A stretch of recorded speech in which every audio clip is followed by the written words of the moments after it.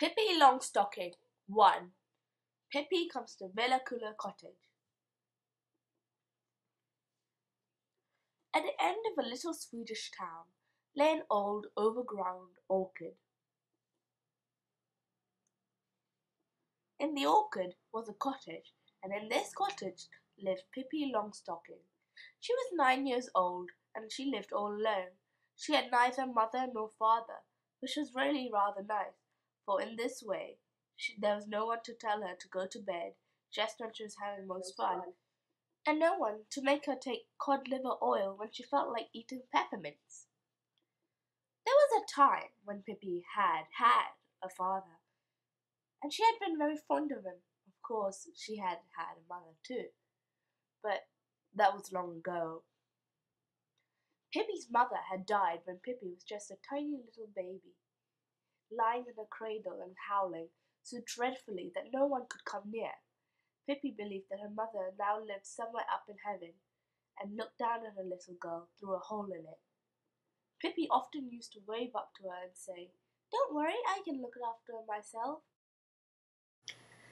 Pippi hadn't forgotten her father. He had been a ship's captain and sailed on the great ocean. Pippi had sailed with him on his boat, at least until the time he had blown into the sea during a storm and disappeared. But Pippi was quite sure that one day he would come back, for she never believed he had drowned. She was certain that he had come ashore on a desert island, one with lots of cannibals, that her father had become king of them all, and went about all day with a gold crown on his head. "My father's a cannibal king. There aren't many children with so fine a father," said Pippi, really pleased with herself. "And when my father has built himself a boat, he'll come fetch me, and then I shall become a cannibal princess. What a life it'll be!" Her father had bought the old cottage in the orchard many years ago. He wanted to live there with Pippi when he grew old and sailed the seas no longer, but then he had unfortunately been blown into the sea. And as Pippi expected him to return, she went straight home to Villa Cottage, as their house was called. It stood there furnished and ready and waiting for her. One fine summer's evening she had said goodbye to all the sailors on her father's boat. They liked Pippi very much, and Pippi liked them. "Goodbye, boys," said Pippi, kissing each in turn on the forehead. "Don't worry about me. I can take care of myself." She took 2 things from the boat: a little monkey, whose name was Mr. Nelson, he had been a present from her father, and a big suitcase full of gold pieces. The sailors stood by the rail and watched Pippi until she was out of sight.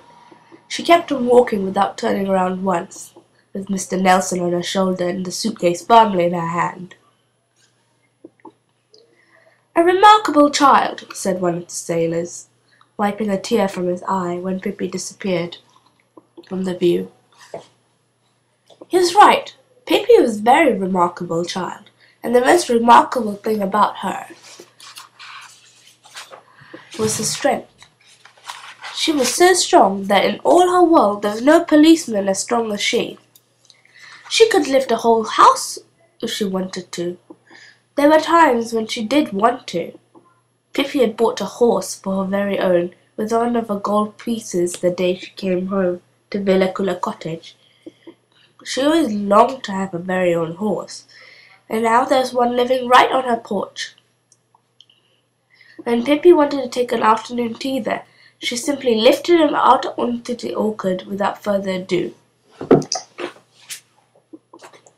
Next to Villa Cottage lay another orchard and another house. In that house lived a mother and a father, their 2 nice little children, a boy and a girl.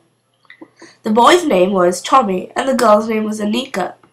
They were both very good and well brought up, and obedient children.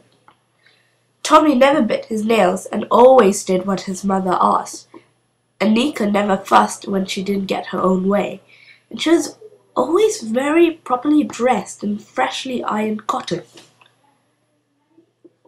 Tommy and Anika played very nicely together in the orchard, and had often wished for a playmate. At that time, when Pippi always sailed the seas with her father, They would sometimes hang on the fence and say to each other, "What a pity no one lives into that house. Someone ought to live there, someone with children." The beautiful summer's day that Pippi first crossed the threshold of Vellicula Cottage, Tommy and Anika weren't at home. They were spending the week with their grandmother, and so had no idea that someone moved into that house next to theirs. The first day after their arrival home, they stood by the gate and looked out onto the street. They still didn't know there was a playmate so near.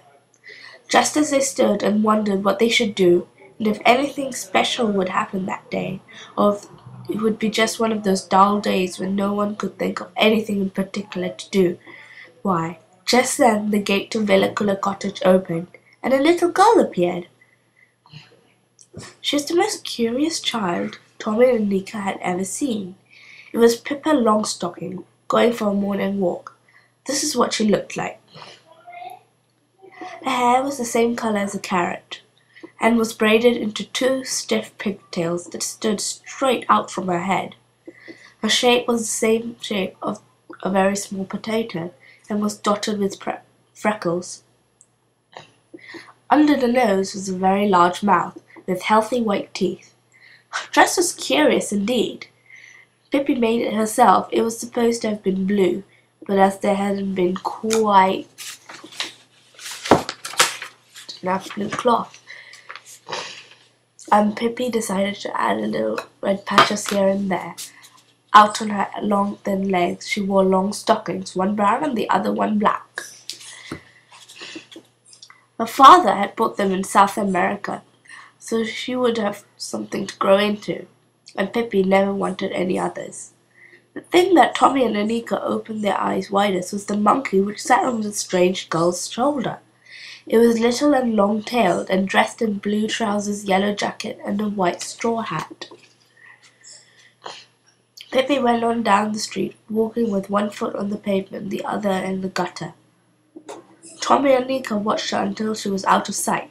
In a moment she returned, walking backwards. This was so she couldn't have to take the trouble to turn around when she went home. She came level with Tommy and Anika's gate. She stopped. The children looked at each other in silence. At last Tommy said, "Why are you walking backwards?" "Why am I walking backwards?" said Pippi. "This is a free country, isn't it? Can't I walk as I please? Why, let me tell you that in Egypt everyone walks that way, and no one thinks it's the least bit odd." "How do you know that?" asked Tommy. "You haven't been in Egypt, have you?" "Have I been in Egypt? You can bet your boots I have. I have been all over the world, seen odder things that people do who walk backwards. I wonder what you would have said if I walked on my hands like other people do in Indochina." "That can't be true," protested Tommy. Pippi considered this for a moment. "Yes, you're right," she said sadly. "I wasn't telling the truth." "It's wicked to lie," said Anika, who at least had found her tongue. "Yes, it's very wicked," said Pippi, even more sadly. "But I forgot once in a while, you see, how can you expect a little child whose mother's an angel, whose father's a cannibal king, who had spent her whole life sailing the seas to tell the truth always? And for that matter," she said, a smile spreading over her whole freckled face, "I can tell you that in Belgian Congo there isn't a single person who tells the truth. They tell fibs all day and every day, begin at 7 in the morning and keep it up until sunset. So if I should happen to tell a fib sometimes, you must try to forgive me, and remember that it's only because I've been a little too long in Belgian Congo. We can still be friends, can't we?"